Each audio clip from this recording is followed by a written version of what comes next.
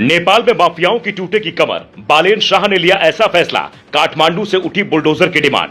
पहले 5वीं तक की परीक्षा हटाई, अब कोचिंग सेंटर पर लगाया बैन। क्या नो कोचिंग पॉलिसी से बदलेगा सिस्टम? बालेन शाह की युवा कैबिनेट देख चौंकी दुनिया। 9 मंत्रियों की उम्र 40 के अंदर, 4 मंत्रियों की उम्र 50 से कम।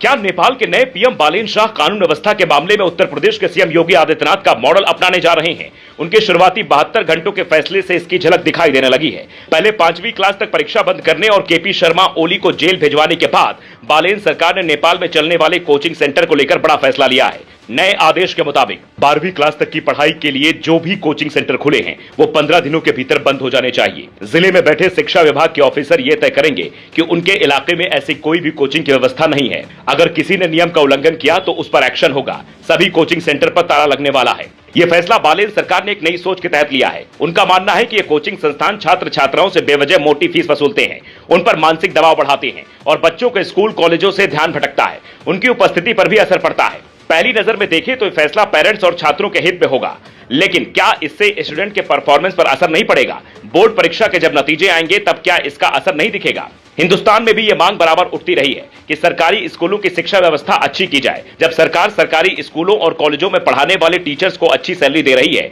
तो फिर बच्चों की पूरी पढ़ाई वही क्यों नहीं हो सकती? बालेन शाह की सरकार चूंकि युवाओं ने बनाई है, वो जेनजी आंदोलन के बाद निकले नेता है, इसलिए यह फैसला युवाओं के पक्ष में माना जा रहा है। लेकिन जो लोग कोचिंग के भरोसे गुरुजी बनकर बैठे हैं, उनके रोजगार का क्या होगा? इस पर अब तक बालेन सरकार ने कोई फैसला नहीं लिया है।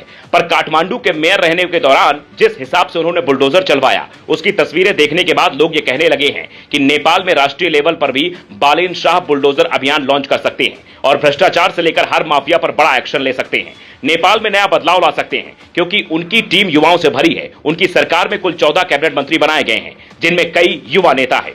29 साल के सस्मित पोखराल नेपाल के नए शिक्षा मंत्री बने हैं, जो सबसे कम उम्र के कैबिनेट मंत्री हैं। 30 साल की सोबिता गौतम लॉ मिनिस्टर, 30 साल की सीता बडी महिला बाल विकास मंत्री बनी है। 33 साल की गीता चौधरी कृषि मंत्री, 34 साल के दीपक शाह लेबर मिनिस्टर बनाए गए हैं। 38 साल के सदन गुरुंग गृह मंत्री और 47 साल के शिशिर खनाल को विदेश मंत्री बनाया गया है। बालेन शाह की नई कैबिनेट में 9 मंत्रियों की उम्र 40 के अंदर, जबकि 4 मंत्रियों की उम्र 50 से कम है, जो यह बताता है कि नेपाल की जनता ने जिस बदलाव की उम्मीद के साथ बालेन शाह को चुना था, उस पर वो खरा उतरने की कोशिश कर रहे हैं और इसी वजह से वो तुरंत ऐसे फैसले ले रहे हैं जिसकी चर्चा वहां की मीडिया से लेकर युवाओं तक में खूब हो रही है। यहां तक कि दुनिया भर के कई देश नेपाल सरकार के नए फैसलों पर नजर बनाए हुए हैं, क्योंकि शिक्षा माफिया खिलाफ जो फैसला बालेन शाह सरकार ने लिया है वो आसान नहीं होता। अब ये आपके ऊपर है कि आप इस फैसले को कैसे देखते हैं।